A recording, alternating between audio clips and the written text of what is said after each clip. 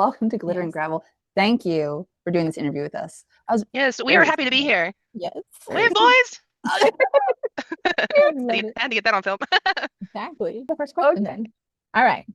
So, what pulled you into the Walking Dead universe in the first place? Oh, well, I've always been big on horror, my Mhm. entire life, pretty much, ever since I was a child. And zombies has been some of my more favorite of the horror genres, you know? Mhm. Yeah. I've seen all the classic zombie stuff, and when The Walking Dead first came out, I was super excited. And I just remember watching that first episode, like, I love this. Yeah. I was so impressed by everything. It's like they captured everything that you wanted to see, and there was such good acting and makeup and story, and it just got better as time went. Like I was Mhm. never disappointed really. I was always being newly impressed as it continued. I know it. I like the evolution of all the zombies and how they changed. Yeah, it was cool how as the seasons went, that they played around with different extremes of how the zombies like went. Because like there was that one that had all the ivy in it, and then later on when it was winter, they were like all frozen and stuff. And I just like it. Okay, Because cool. I've always been good into special effects makeup too. I actually did special effects makeup work for a haunted house here. How long did I do that? Girl, Like 12 years? what?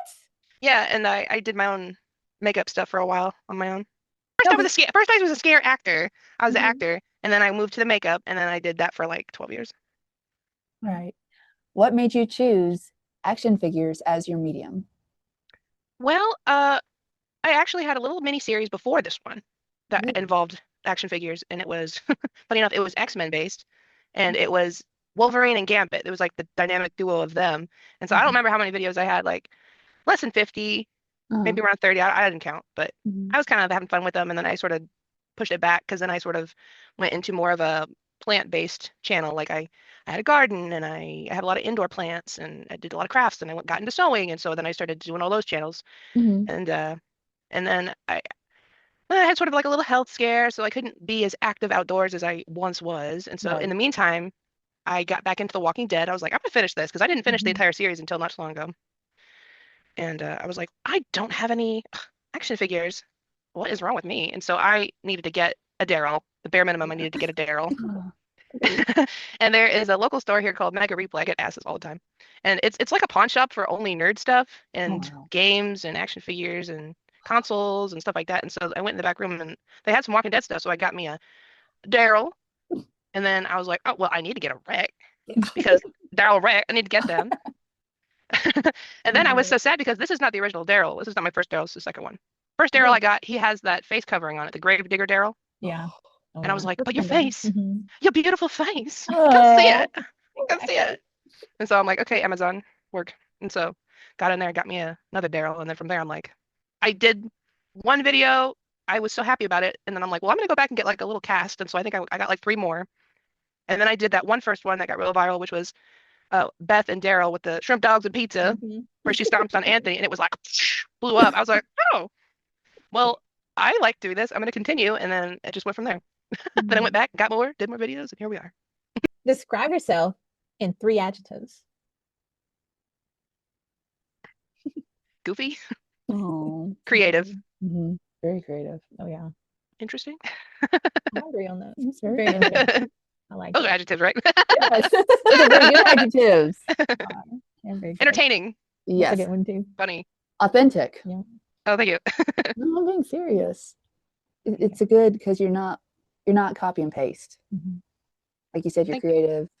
You do your own like little skits, but it's still Walking Dead, but it's with your colorful sparkle mixed in. Sparkle. What is something about you that people would not expect? Well, I guess for people who don't know me that well, I guess. I mean, I collect swords and I have a big collection of throwing knives and axes and stuff. I'm really big into that. I have a throwing target out back. And I also, it's funny enough, I can also say I've got a blow dart gun.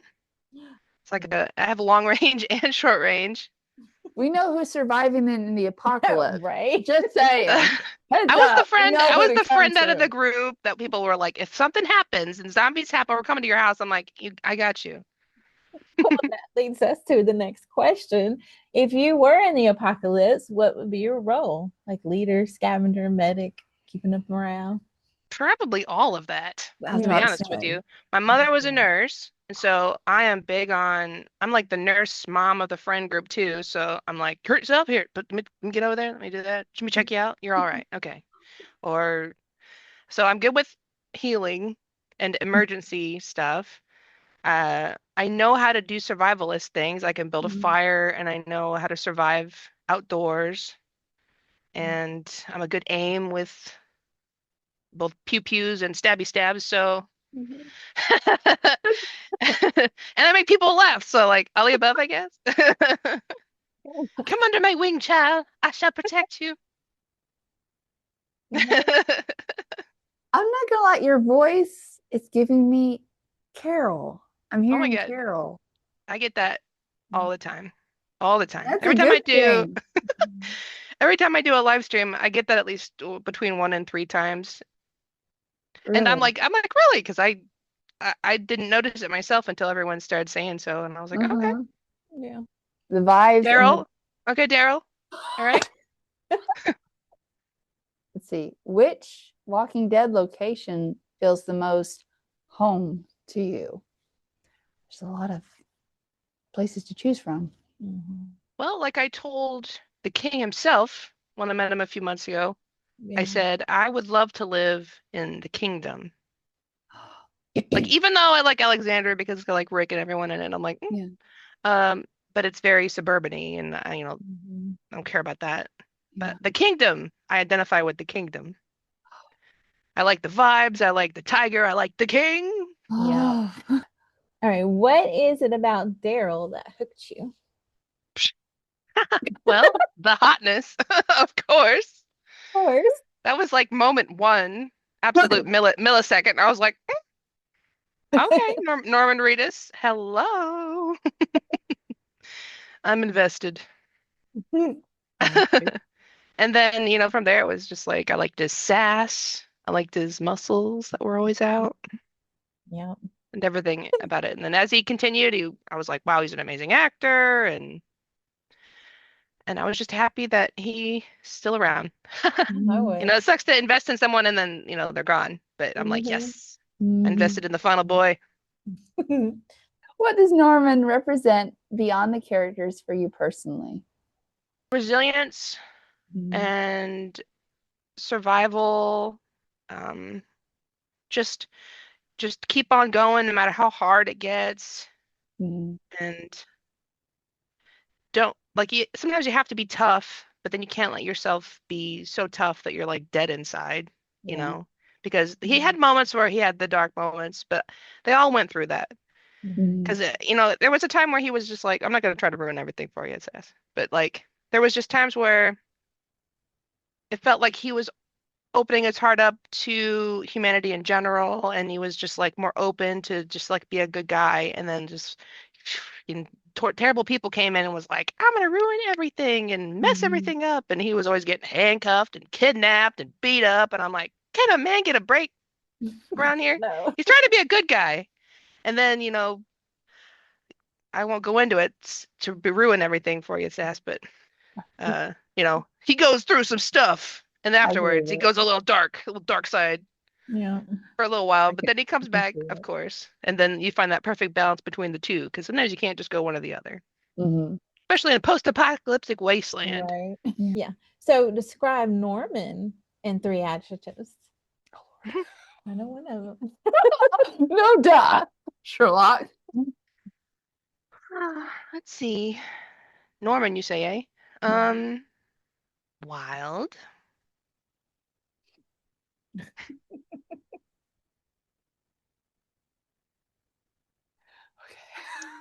I'm trying to make it not just like and sexy, but yes, of course. Hard to describe him without that word. No, I was that will like, be our side trying to be more adjective. poetic. Yeah, just sexy. Let's see. Wild, sexy, and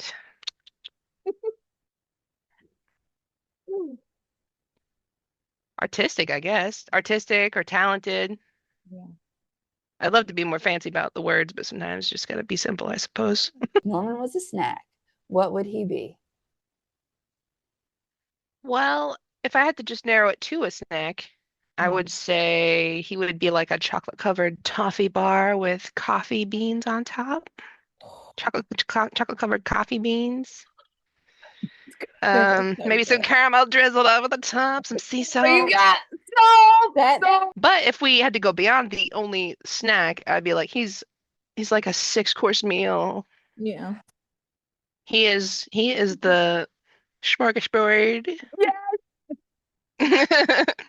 sure. Crossbow Daryl or motorcycle Norman. Well, I mean, I guess I would choose motorcycle Norman because that way I could get on the back and ride. Sorry. But I mean, crossbow Daryl, he's got the arms, but so does Norman, and he has a motorcycle, so I just probably choose the motorcycle. Why do you think Norman makes people feel safe being a little weird? Well, like you guys, well, he's a really genuine person, and he's not afraid to show him how he is Mhm. without worrying about what anyone thinks. Mhm. And luckily, he's just an amazing person, so it just like is fine. So he's just like shining his amazingness, like oh, and we're like oh my goodness. But he's like the little misfit king, so he just is showing that you don't have to be afraid to just be weird, and weird is good. Normal's bad. Yeah. Get your pumpkin spice 100% out of here. Agree. What is one of your Norman intrusive thoughts? Yeah. Oh, One of my Norman intrusive thoughts. Let me think. I don't know. I mean, he jumps in my head and dances around every day, doing something. I'm pretty sure it's probably a listen guilty here, as olive charged all oil. around. Listen here, olive oil. I was out there looking at that little girl every single day. Yep. I took a bullet and an arrow in the process. Don't you tell me about getting my hands dirty. You want them Exactly. two idiots? Have a nice ride. I'm done looking for people. Every time I cook a That one. Yeah. But there's so many. I mean, so many. If you could thank Norman for one thing, what would it be? Just thank you for all the work that you've done. You've sacrificed so many years of your life to being an actor, put it in these movies, and to being just in The Walking Dead. That is a long time for one character, one franchise. And he's been injured in the process of doing some of these things. So the man's, he's put a lot of his soul, his time, his energy, his health, just to film all these things and be in the games. And I'm just so thankful that he's even around to do all that stuff for us. And so he's made so many people's lives better and brighter and be inspired by him through all of his work that he's ever done. And even giving our little hearts to work out, little pitter patters every time we see his little face. And he'll be his work will, I don't even want to think about that, but his work will be around for years and years, even past our time. It'll be here. And so he's left his mark on the world in a good way, I think. I had a dream that it's funny because one of my last dreams I had about him was, don't worry, it wasn't anything naughty, but unfortunately for me, but he just was like, I was down here downstairs and he was just casually in his PJs and he just came down the stairs, went across, was like, hey man, whatever. And he like went to the bar, made himself a drink, and then we just started yakking. I was in my PJs too. It was really chill. It turns out he was like staying the weekend because apparently he knew my dad or something and just needed a place to stay for the night as he was traveling through. And so he just like came and made a drink at my bar. I was like, is this normal? I'm like, Rick, last two dreams he was in, I was like, oh, I didn't realize that was gonna happen. Oh, like the first one I was like, oh, we're doing this. Okay, Rick. All right, sure. Thought you were gonna be normal, but you're Rick. That's fine. And then the second dream I had about him after that was like, we're in the post-apocalyptic land around it didn't really have that exciting of an ending, but yeah, I was I was out in the middle of this bleak field and it was near the area that I grew up in and I was all by myself and spooked and I knew that there was like walkers around and stuff and I didn't have any supplies. And then I was out walking near this like suburban area that had like trees and stuff and I saw someone walking in the trees and I thought it was a walker and I got freaked out because I didn't have any weapons with me and I'm like, what am I gonna do? So I luckily it was Rick. He was all dirty and bloody and stuff, unfortunately. And then he had Coral with him. Coral. So he took me under his wing. I was like, can I join you? Yeah. Especially the season coming up, season 5, Rick. I know. It's like the more busted he got mentally, the more hotter he got, I think. Oh, yeah. The more crap that he had to go through, somehow it aged him They just well, because I get asked all the time, what's my favorite season?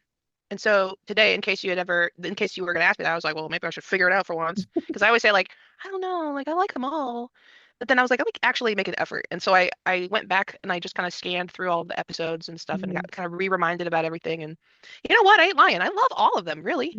Yeah. I could say like there's some things about certain seasons that I liked more than others. Like I'll say that I like season 1 because it's the start of everything and laying out all of the groundwork for everything. And it just seemed so new and so amazing and had all that work with Rick and stuff. But I'll say like I say that season 2 is my comfort season. Yeah. Because it's before all of everything started getting real stressful with like people kicking the bucket all the time and plus I wrote that fan fiction and it was in that season and so I have like a little special connection to it. But I'll say that the only thing I'll say besides that I really can't like pick out my favorite season is that I didn't like season 7. Only because obvious reasons. Yeah. I was real stressed out and emotionally drained and everyone was just so stressed. And I didn't like seeing everyone so stressed and in distress. And I get it. I was like, ugh, my heart. I get it. A lot of people quit on that After season. season 7, really? They're like, episode 1, season 7, I'm done. I'm like, yep. And I love all the Daryl Dixon spinoffs. Can't wait for season 4 to come out. And I love The Ones Who Lived. That was really good. Was good. There was a time where because I'm not one to like yell at TV or do anything really, but sometimes when I'll go really into it, especially with The Walking Dead, I'll suddenly be like, no, just yell at it like football style. So one time, Rick messed me up from how he was acting, and I said, Rick, I will get in there, I will jump for the television, and I will smack you. I will do that, Rick. And luckily, he got his stuff together, but it took him a minute. Yeah, it did. And I'll get around to watching Dead City, but I just have a hard time focusing on stuff that doesn't have Rick or Daryl in it, unfortunately. But it has Jeffrey D. Morgan. He's like the main draw for that. Respectfully. I do so many things in one day. People are like, how do you do that? I'm like, I don't know. That's what I do. That's what I do. I'm either writing or filming or drawing or cleaning or I just recently taken up crochet to add to my long genie list of things that I like to do. So now I'm making hats on the side. So now I'll be able to like, if I ever do get blessed enough to meet Norman, I'll be like, I made you this hat. The one I'm working on now. Here, hold on. Let me grab it. Anyway. Oh, that is. I love it. It's it's all browns. It's a cappuccino hat. It is. Yes. It's a cappuccino. Cute. Yeah. So I like weird little hybrids because I made 2 hats before this when I was still figuring out how to even do it at all. And I kept making this part a little bit bigger than I meant to. Yeah. And then it turned into a beanie, but then it looked really cool. It looked like it was a mix between a beret and a beanie, and I called it the Farini. And so this one I'm like, I was trying to make a regular beanie. And so then I made it and I'm like, I hate this. Like, it's so plain. I made it too beanie. And so now I'm like, I'm gonna put a rim on it. So now it's gonna have a weird bucket hat rim. I don't know what I'm doing. I'm just making it up. Yes. Norman would have the official one beanie. I can see it. That would actually go well with his hair because it's with his bangs down and the little. What hairstyle has he got now? I think it's just him. I think it's like the Norman style. It's its Norm. own category. Norman. I used to have an Etsy shop. Oh, But really? I had it for how many years did I have that? Almost 7 years, maybe.